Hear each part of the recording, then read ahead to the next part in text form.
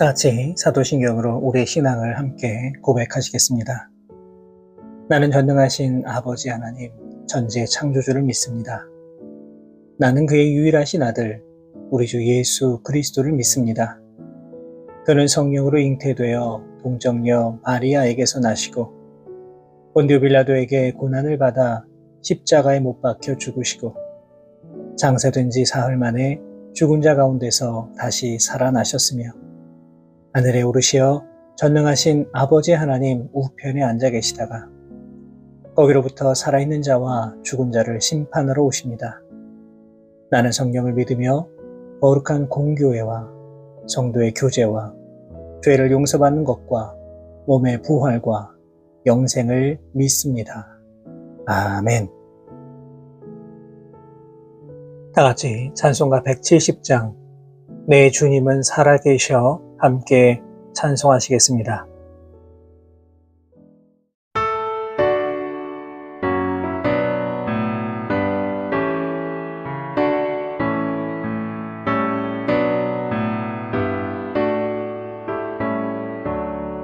내 주님은 살아계셔 날 지켜주시니 그 큰 사랑 인하여서 나 자유 얻었네. 나의 구원 되신 주님 내 소망 되신 주 항상 나와 함께 하셔 곧 다시 오시리.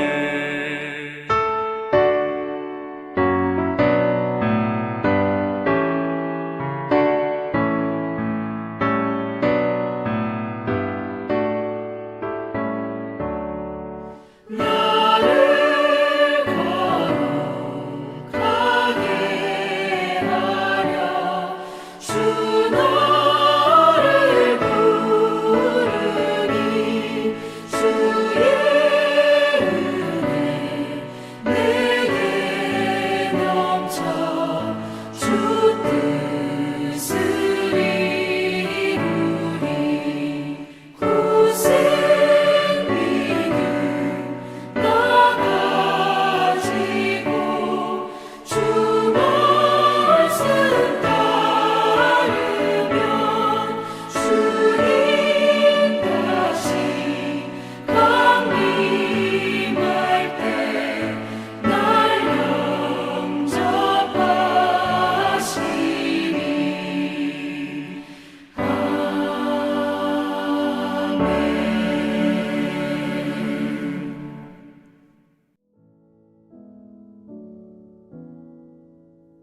오늘 우리에게 주시는 하나님의 말씀은 신약성경 고린도전서 15장 1절에서 4절까지의 말씀입니다. 고린도전서 15장 1절에서 4절까지의 말씀을 제가 받들어 봉독하겠습니다.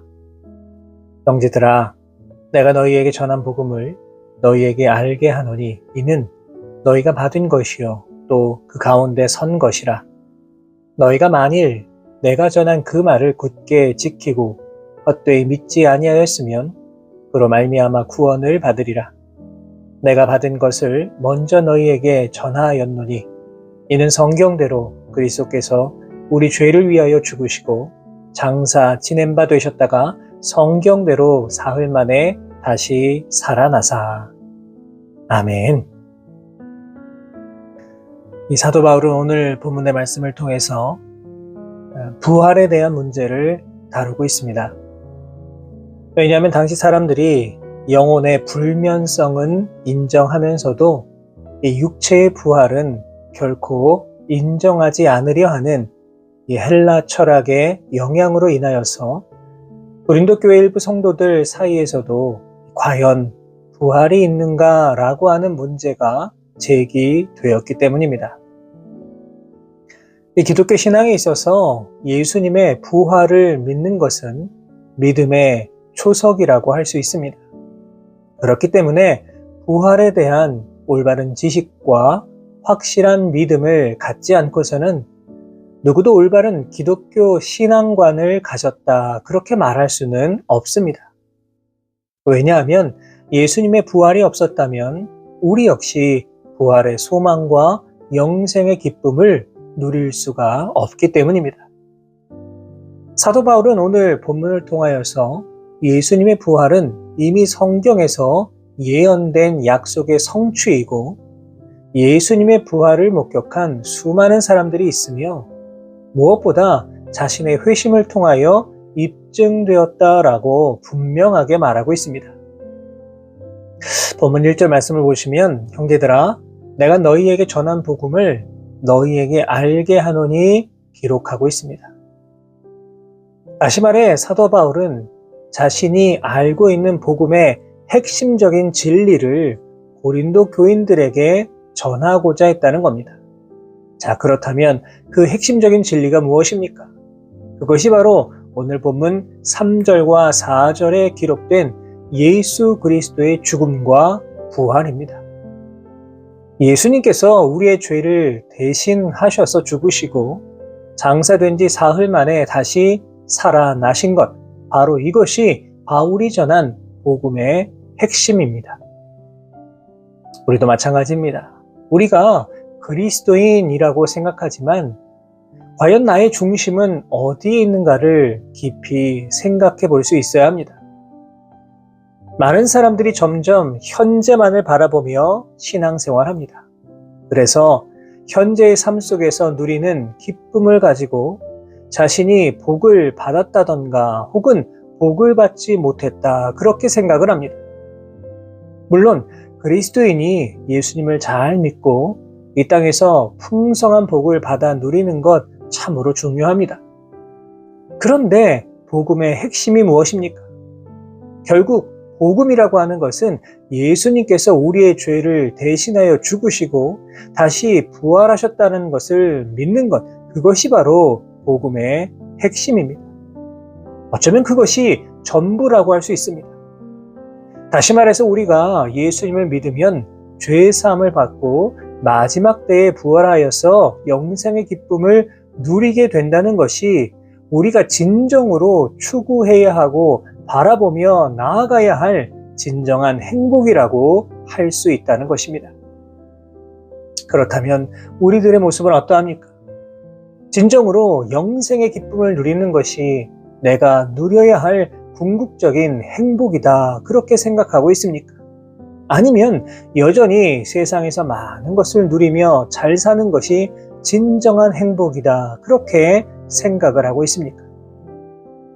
혹시라도 세상에서 누리는 이 복을 포기하지 못하여서 우리가 믿고 따라야 할 복음의 진정한 가치마저 왜곡하며 그렇게 살아가고 있는 것은 아닌지 우리가 깊이 생각해 보아야만 합니다. 이어지는 본문 2절을 통해 사도 바울은 다시 한번 그리스도인이 어떤 자세를 가지고 살아가야 하는가를 강조합니다. 본문 2절의 말씀입니다.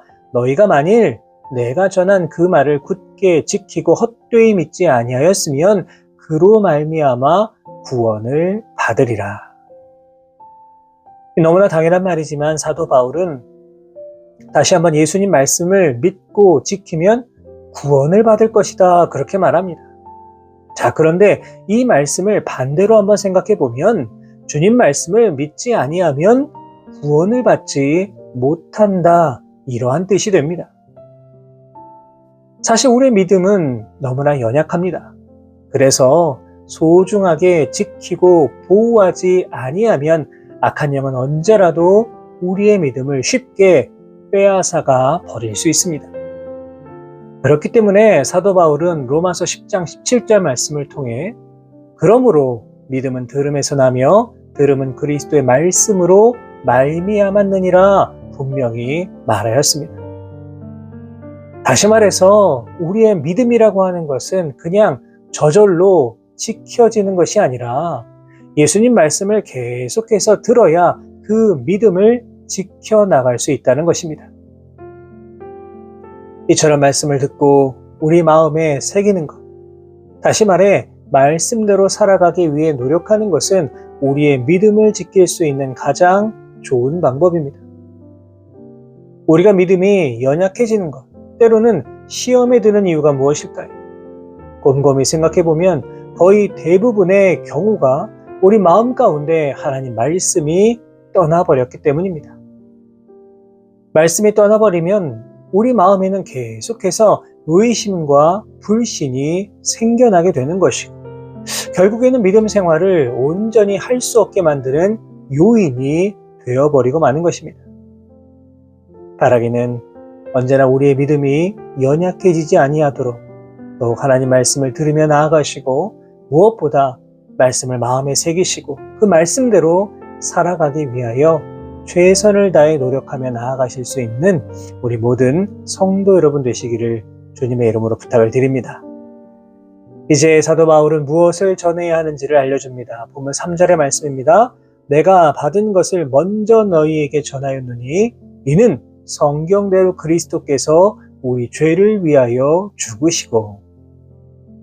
지금 사도 바울은 그냥 내 생각, 내 철학, 내 사상을 전한 것이 아니라 내가 받은 것을 전한다, 그렇게 말합니다. 여기서 너희라고 하는 말은 단순하게 이 고린도 교회 성도만을 지칭하는 말이 아닙니다. 이 말은 고린도에 이르렀을 때에 만난 모든 사람들을 가리키는 말입니다. 다시 말해서 사도 바울은 전도하기 위해 이 고린도에 처음 도착했을 때에 고린도 사람들에게 무엇을 전해 주었는지를 말하고 있는 겁니다. 그것이 무엇입니까? 당연히 복음입니다. 조금 더 구체적으로 말해보면 예수님의 십자가와 부활을 전했다는 겁니다. 여러분, 당시 사람들에게 십자가는 어떤 의미였을까요? 헬라인들에게는 이 십자가가 매우 어리석은 것이었습니다. 유대인들은 가능한 피하려고 했던 것, 그것이 바로 십자가였습니다. 하지만 그럼에도 불구하고 사도 바울이 가장 먼저 우선적으로 정한 것은 바로 복음이었습니다. 어떤 경우에 있어서도 복음은 차순위로 밀려날 수가 없었습니다. 그렇다면 오늘 본문을 통해서 사도 바울은 무엇 때문에 내가 받은 것을 가장 먼저 전한다 말하고 있습니까?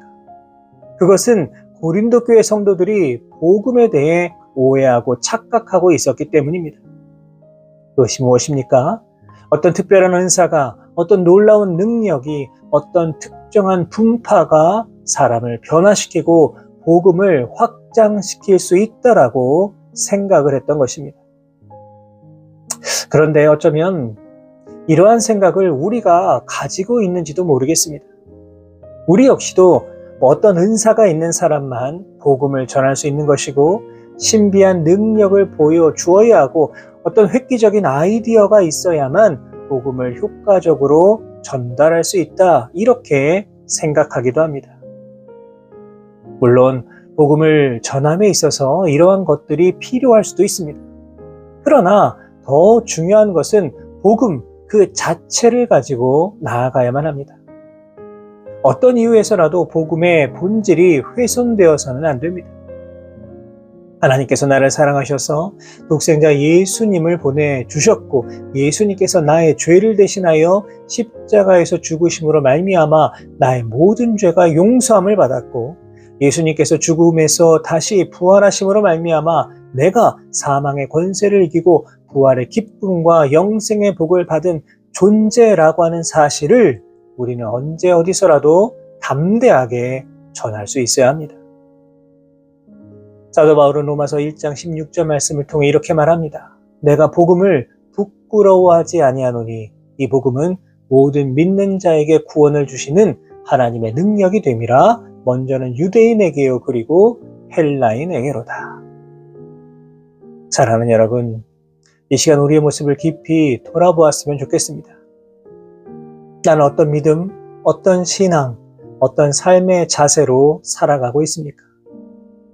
혹시라도 부활하신 주님을 온전히 바라보지 못하고 복음을 가벼이 여기며 살아가고 있는 것은 아닙니까? 오늘 하루 다시 한번 우리들의 믿음을 점검하시고 어떠한 상황 속에서도 흔들리지 않는 믿음으로 오직 부활하신 주님만 의지하고 바라보며 나아가실 수 있는 우리 모든 성도 여러분 되시기를 주님의 이름으로 축원합니다. 기도하겠습니다. 하나님 감사합니다. 오늘도 우리에게 소중한 생명 허락하여 주시고 또 이 땅 가운데 오직 주님 주신 힘과 능력으로 살아갈 수 있도록 인도해 주신 것 감사를 드립니다. 사랑의 하나님, 오늘 우리에게 주신 말씀을 기억하여서 우리가 이 땅 가운데 정말 흔들리지 않는 담대한 믿음을 가지고 살아갈 수 있는 우리 모두가 되게 하여 주옵소서. 믿음은 들음에서 나며 들음은 그리스도의 말씀이라고 하셨사오니 예수님의 귀하고 거룩한 말씀을 우리의 마음판에 아로 새기며 나아갈 수 있도록 인도해 주시고 어떤 상황 속에서도 오직 말씀대로 또 말씀 의지하여 그렇게 살아가는 우리 모두가 되게 하여 주옵소서. 바라옵고나오니 우리 마음속에서 복음이 왜곡되거나 변질되지 아니할 수 있도록 인도해 주시고 부활의 참된 증인이 되어서 그렇게 이 땅을 살아갈 수 있는 우리 모두가 되게 하여 주옵소서. 모든 것 주님 앞에 감사드리며 거룩하신 예수 그리스도의 이름으로 기도하옵나이다. 아멘.